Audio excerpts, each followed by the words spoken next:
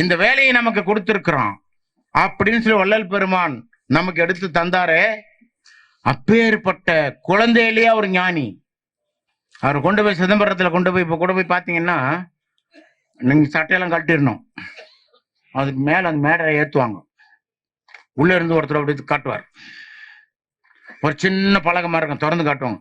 பார்த்துட்டு அப்படியே அப்படியே ஒத்துக்குவாங்க எல்லாரும். என்னவா பெரிய ரகசியம், அவங்க ஒரு மண்ணாங்கட்டியும் கிடையாது, ஒண்ணுமே கிடையாது, ஒண்ணுமே இல்லாத இடத்த அப்படி காட்டி விட்டு ரகசியம் ரகசியம் அப்படின்னு சொல்லி காட்டி, அதை அன்னைக்கே காட்டிருக்காங்க, இன்னைக்கு இல்ல. ஐயா குழந்தையா இருக்கும்போதே ஐயா சிரிச்சார் அதை பார்த்துட்டு. எப்படி குழந்தை இதை பார்த்துட்டு பிச்சு புள்ளத்தனமா பண்றானுங்களாடான்னு சொல்லிட்டு குழந்தை சிரிச்சிருக்குது. அப்ப பாத்துங்க, அது என்ன குழந்தை?